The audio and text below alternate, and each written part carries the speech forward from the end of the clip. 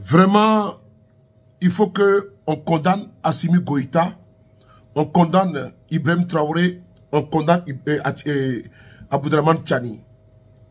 Pourquoi ils sont restés depuis longtemps alors que leur pays avait besoin d'eux?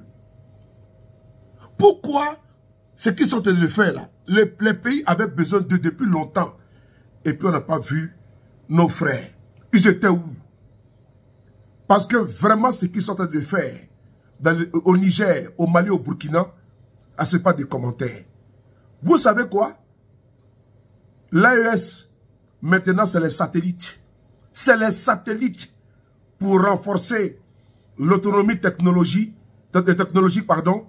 et la souveraineté des pays de l'AES avec une agence spatiale russe. On écoute ensemble, c'est important, partager. Utilisation de l'espace extra-atmosphérique, le Niger a signé un mémorandum d'entente avec la société russe Glav Cosmos, un mémorandum qui devrait conduire à la création d'un système spatial de télécommunication et de déploiement de satellites de détection à distance. Le développement de cette actualité avec Awa Maman et Boubacar Imran Maïga. La coopération entre les pays de l'Alliance des États du Sahel, AES, et la Fédération de Russie s'élargit. Elle s'étend dans divers domaines, dont celui des télécoms. En effet, ce mémorandum qui vient d'être signé par le ministre de la Communication, des Postes et de l'Économie numérique, Sidi Mohamed Raliou, engage le Burkina Faso, le Mali, le Niger ainsi que la société russe Glav Cosmos, spécialisée dans l'acquisition et le déploiement des satellites à haute altitude. Il prend en compte les besoins des 3 pays en matière de communication par satellite et des données de détection terrestre à distance DTD.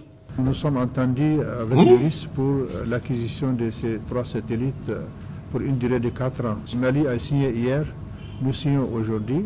Le côté russe est en train de se réunir pour voir les modalités de la suite à donner à notre dossier.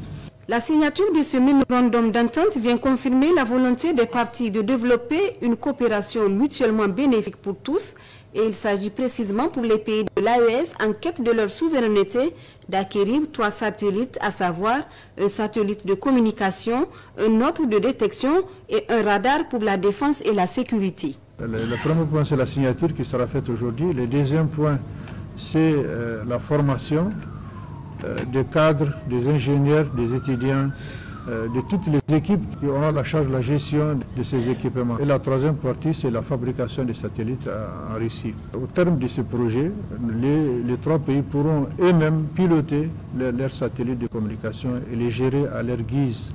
Et il n'est pas question de laisser une partie ailleurs se faire pour sa gestion. Nous avons fait en sorte que notre souveraineté soit assurée à travers ces satellites-là. Il faut le souligner, ce mémorandum d'entente s'inscrit dans le cadre d'une exploration pacifique et une utilisation de l'espace pour promouvoir le développement des technologies spatiales, et cela dans l'intérêt des parties et aux fins de développement socio-économique.